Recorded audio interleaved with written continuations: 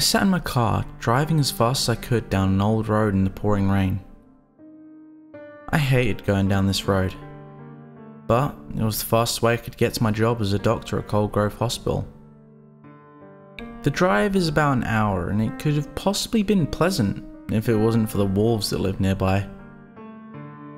Every night for the past month, they have been howling. They never used to howl, and if they did, they would only be heard on this road. Now they've moved all across town, and I can barely get any sleep just because of their howling. The weird thing is, I swear that there are more around my house than anywhere else. I stared out at the road and saw silhouettes running near the trees.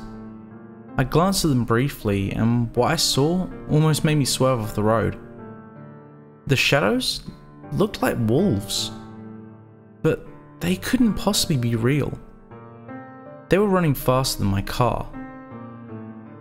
I looked back onto the road to straighten out my car, so I wouldn't run off into the woods. When I looked back, I saw nothing but the black silhouettes of trees. Holy crap, I murmured to myself. I think I need a vacation. These work hours have got me seeing things. I drove towards my house, still thinking about what I saw. What I saw, it couldn't have been real. Wolves can't run that fast. I had been going 70. This is impossible. I kept thinking like that until I pulled into my driveway and went inside. My house isn't fancy in any sense of the word. It was only 4 rooms and a bathroom. I wish I could afford those big houses like the big league doctors could. But those were just the dreams of an idiotic doctor who barely passed medical school. I set my keys on the counter and threw my rain-soaked jacket on the couch. I had to get up early tomorrow because my girlfriend had told me we were meeting our parents for lunch. Like I gave a shit about them. With all that's been happening lately, I wouldn't be surprised if her dad was an ex-marine who loves to strangle his daughter's boyfriends. I went into my bedroom and changed into a pair of sweatpants and a t-shirt, fell into my bed, and instantly fell asleep. I was running through the woods outside my house. Whenever I looked back, I would see shadows in the shape of wolves running after me. I kept running as fast as I could, but they kept getting closer and closer. Finally, I tripped on a root and went headfirst into the ground. The pain went throughout my body, and when I looked down at my arm, I saw I was bleeding from a long cut that must have come from a rock I fell on. I rolled over onto my back, just in time for something to pounce on my chest. I looked up and saw it was one of the shadow wolves. I looked around and saw that the other wolves were surrounding us, closing in but keeping a respectable distance from me and the other wolf. They watched in excitement with their black and blue eyes, waiting for the wolf on top of me to make his judgment. When I looked up at him, he seemed to have solidified. His fur was black as night, and he looked like he could have been made from pure shadows. The only thing that differed him to the others was that his eyes were dark red, and they gleamed with both intelligence and bloodlust. Like he was examining the best and longest way to tear my throat out and end my pathetic life. The wolf just stood there looking at me, and then it jumped off of me. I was both shocked and confused. The wolf had me at its mercy, yet decided to let me live. I looked at the wolf, and when he turned around, I saw his lips curl into what looked like a smile. Then I woke up. I shot up out of my bed, scared at what I just dreamed. It seemed so real, especially the pain. I looked at my bed, and it was soaked in what I hoped was sweat. On the side of the bed, there was a red stain. Hesitantly, I looked at my arm and saw that the cut was there, still bleeding. I ran to my bathroom and got my first aid kit from the cabinet and started cleaning it. After I'd cleaned and bandaged it, I went to the kitchen and grabbed a soda from the fridge. Caffeine had always calmed me down. I drank half of it and sat down at the kitchen table, thinking about what just happened. The dream seemed so real, and that cut was without a doubt real. Maybe it had really happened. No, it couldn't possibly have. I must have been sleepwalking or something. I mean, there have been people who sleepwalked and killed people. Maybe I was sleepwalking and I cut myself on something.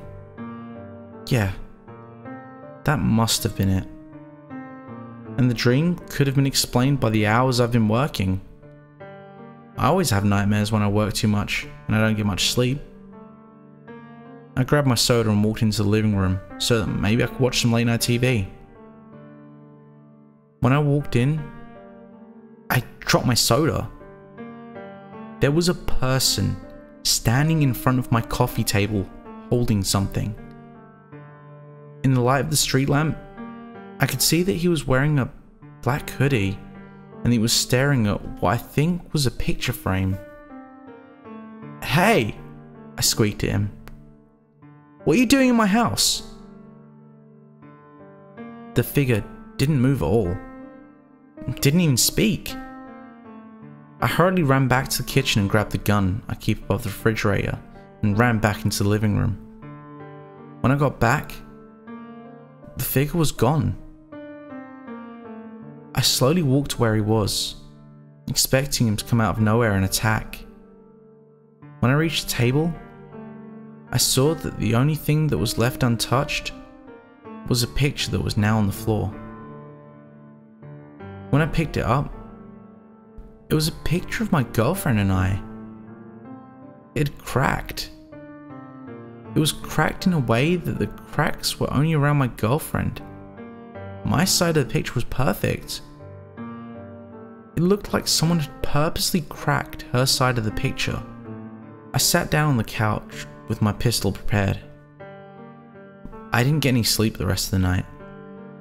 The only time I lowered my guard was when the sun came out. I went back to the kitchen and grabbed another soda. I opened it and started sipping it while walking back to the living room and turned on the morning news. My heart skipped a beat when I saw that my girlfriend was part of the main story. I looked around quickly for the remote. When I couldn't find it fast enough, I went up to my TV and turned the volume up. It turned out that my girlfriend and her parents were found mauled to death in her house. The police suspected it was wolves from the surrounding woods that had broken in, looking for food, and that she and her parents went to investigate and the wolves mauled them out of fright. I ran outside to my car as fast as I could and drove to her house. When I got there, I was stopped by the police. After I told them that I was her boyfriend, they let me in after cautioning me heavily. I ignored them and ran in. I saw the police entering her bedroom, so I shoved past them to look into her room. What I saw made me throw up. Her body had been ripped open. Her guts and organs just falling out of it, and her throat had been ripped out. The opening in her neck went so deep that I could see her spinal cord, broken from where the teeth had connected. Her arms had cuts and gaping wounds from what looked like bite marks. The police later told me that from all the damage to the room, she had tried to fight back. She only had one leg. The other had been pulled from her hip and was nowhere to be found. The only thing left untouched among the gore was her head. And I wish it had been smashed. Her face was contorted into a look of pain and horror. Her eyes were wide open in a pleading tone, like she was trying to reason with whatever killed her. and her mouth was open wide like she'd been mid-scream when it killed her. I ran out of the room, crying and throwing up. I'd loved her, and now she was dead. I ran into the woods, wanting to be as far away as possible from this place. I ran until I was in the middle of a clearing surrounded by thick trees. They were so tall that they completely blocked out the sun. I fell on the ground, crying. I kept crying until I heard a wolf howl close by. My grief was suddenly replaced with rage. They had taken her. The wolves had killed her, and now they were coming for me? Suddenly, I heard something coming through the bushes around me. I looked around and saw that there was at least 20 black as night wolves surrounding me, and they looked hungry. I jumped up quickly and reached for my gun. But then I remember that in my grief, I'd forgotten it in my car. I packed up to the center of the clearing, trying to figure a way out when I heard laughter. I looked towards the sound, hopeful. My hope faded when I saw it was the hooded man. When he walked into the circle, the wolves made way for him like they were trained dogs and he was their master. "You," he said. His voice was deep and very gruff, like he had to force the words out of him. "You asked me who I am. Many have asked me that. None will ever know. All I want is for the wolves to live. Even the tamed abominations you call dogs. I killed your mate and her parents as a warning. Those scum have killed many dogs and wolves, especially your mate. The killing was a warning to your town. They've hunted us for too long. I have been patient. I have left your pathetic species alone for centuries. Now, I've almost given up on you. I shall give you one last chance though. Run. Go and tell your kind what you have heard. If you can make it out of these woods alive, then I shall let your kind survive for a little longer." Howls rang out across the pack like they found it exciting. The wolves behind me cleared out and cleared a path for me. The figure lowered his hood and I could finally see him. His hair was dark as night and it was medium length. He was standing tall, about a head taller than me. He looked to be Caucasian, but because of the shadows, I couldn't be sure. He looked right into my eyes, and I saw his. They were deep blood red. I turned and ran as fast as I could out of the clearing. I was running through the woods outside my house, and whenever I looked back, I would see shadows in the shape of wolves running after me. I kept running as fast as I could, but they kept getting closer and closer. Finally, I tripped over a root and fell face first to the ground. I looked back and saw the root.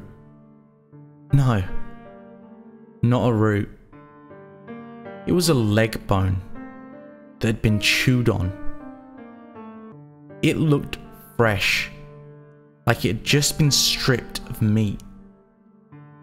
I rolled over on my side, just in time for something to land on my chest. I looked around and saw that the wolves had surrounded me, and the wolf on top of me. I looked right up into his blood-red eyes, and he spoke to me. In the same deep and gruff voice, he said, "You have failed your kind.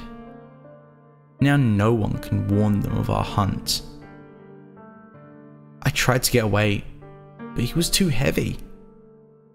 The wolves watched us, waiting for their leader to make his judgment. He jumped off me, and I thought I was safe. I turned onto my stomach and tried to crawl away, until I felt something bite into my ankles. I looked back and saw that 2 wolves had bitten into my ankles and were dragging me back with the rest of the pack. The figure was in front of me again, and he was walking away into the fading sunlight. He looked back and smiled evilly at me, showing the fangs in his mouth. The last thing I saw before my vision faded was the figure walk out of the forest and into the beginning of the night. Thank you for listening to the end.